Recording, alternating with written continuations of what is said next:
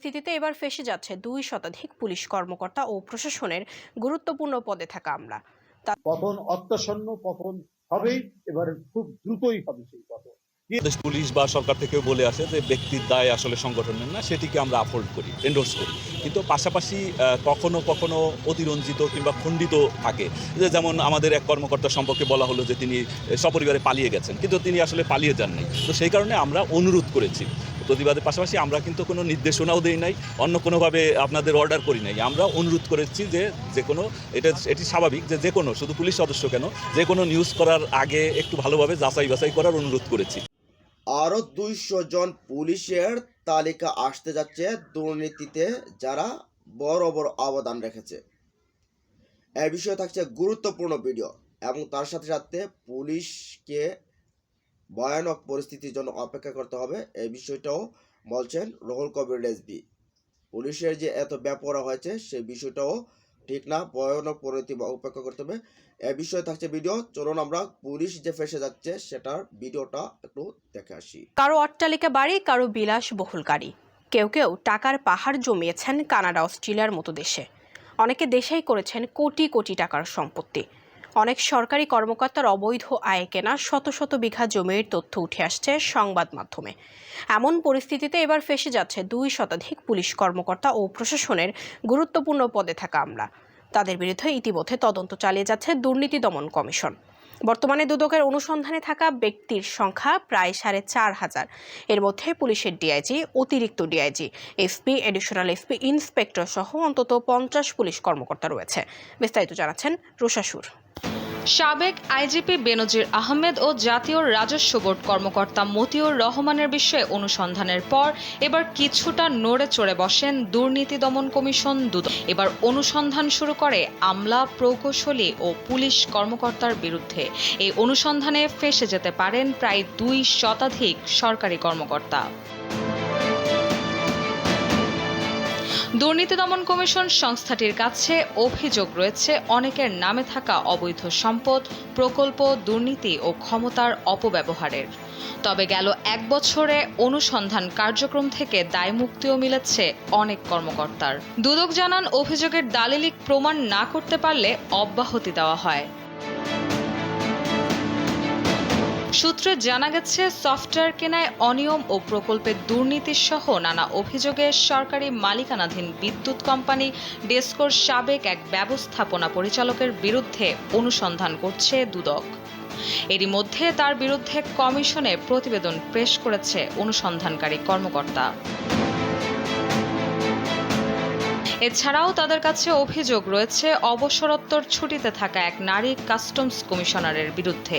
তিনি ক্ষমতার অপব্যবহার করে গ্রামীণ ফোন সহ 4টি মোবাইল অপারেটরকে আইন বহির্ভূতভাবে 152 কোটি টাকা সুদ মওকুফ করেন। এই অভিযোগে মামলার পর এখন তদন্ত করছে দুদক। দুদকের প্রধান কার্যালয় সহ সংস্থাটির বিভিন্ন কার্যালয়ের তথ্য বলছে, বর্তমানে প্রায় 4,500 অনুসন্ধান তদন্ত চলমান রয়েছে সরকারি ও বেসরকারি সহ বিভিন্ন ব্যক্তির বিরুদ্ধে, যাদের মধ্যে উচ্চ পর্যায়ে সাবেক বর্তমান কর্মকর্তা রয়েছে প্রায় 2 শতাধিক। অনুসন্ধান চলছে এমন কর্মকর্তাদের মধ্যে আছেন সাবেক সচিব ওয়াসার একজন শীর্ষ কর্মকর্তা, বাংলাদেশ রেলওয়ের সাবেক এক মহাপরিচালক, শিল্পকলা একাডেমির একজন শীর্ষ কর্মকর্তা, বেসামরিক বিমান চলাচল কর্তৃপক্ষের সাবেক একজন প্রধান প্রকৌশলী, জাতীয় রাজস্ব বোর্ডের 4 কর্মকর্তা ও 2 সদস্য, জাহাঙ্গীরনগর বিশ্ববিদ্যালয়ের সাবেক এক উপাচার্য সহ সরকারি বিভিন্ন দপ্তরের 1.5 শতাধিক কর্মকর্তা। অন্যদিকে সাবেক আইজিপি বেনজির আহমেদ ছাড়াও দুদকের অনুসন্ধানের তালিকায় ডিআইজি, অতিরিক্ত DIG, SP, additional SP, inspector সহ অন্তত 50 পুলিশ কর্মকর্তা রয়েছেন।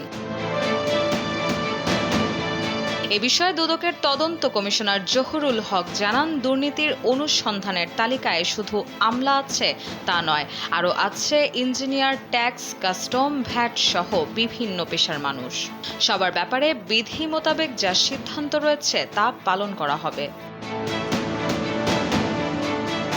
গেল এক বছরের সরকারি সেবা খাত সহ বিভিন্ন দপ্তরের সরকারের শতাধিক কর্মকর্তাও পেয়েছেন অনুসন্ধান থেকে অব্যাহতি। এ বিষয়ে জিজ্ঞাসা করা হলে কমিশনার জানান, কারো জন্য বিশেষ ব্যবস্থা করা বা কাউকে বিশেষ বিবেচনায় ছাড় দেওয়া তা ওনাদের কাজ না। তারা বিধি মোতাবেক কাজ চালাবেন। তিনি আরও জানান, কেউই তাদের শত্রু না, আবার মিত্রও না, কাজেই আইন অনুযায়ী সিদ্ধান্ত নেওয়া হবে। রুশা সুর, কালবেলা। যখন বিএনপিকে পেটায়, যখন বিএনপিকে রক্তাক্ত করে, তখন প্রধানমন্ত্রী খুশি হন, না হলে এই সমস্ত লোককে কেন এমপি করা হয়? অর্থাৎ সারা বাংলাদেশের বিভিন্ন জনপদ যেখানে প্রধানমন্ত্রীর আত্মীয় স্বজনরা আছেন, সেখানে কেউ কোনো রাজনীতি করতে পারবেন। পতন অত্যাসন্ন, পতন হবেই, এবারে খুব দ্রুতই হবে সেই পতন। কে কত বড় সন্ত্রাসী এবং কে কত বড় ঘাতক হতে পারে, এদেরকেই এইসব জায়গায় নমিনেশন দেওয়া হয়। এখানে কোনো ধরনের গণতান্ত্রিক কোনো কর্মসূচি, পুলিশের পারমিশন নেওয়ার পরেও তারা গিয়ে আক্রমণ করে। কেন আক্রমণ করে? তাদের এই কাজে প্রধানমন্ত্রী খুশি হন। যখন বিএনপিকে পেটায়, যখন বিএনপিকে রক্তাক্ত করে, তখন প্রধানমন্ত্রী খুশি হন, না হলে এই সমস্ত লোককে কেন এমপি করা হয়, কেন উপজেলা চেয়ারম্যান করা হয়? এটা প্রধানমন্ত্রী অত্যন্ত আনন্দিত হন বলেই এই কাজটি করা হচ্ছে দীর্ঘদিন ধরে। কত বিএনপির নেতা রাজশাহীতে যাচ্ছে, নাটোরের রাস্তা অবরোধ করে রক্তাক্ত করেছে। পাবনার নেতাকর্মীকে, বগুড়ার নেতাকর্মীকে এই নাটোরেই এই ধরনের ভয়ঙ্কর পরিস্থিতি।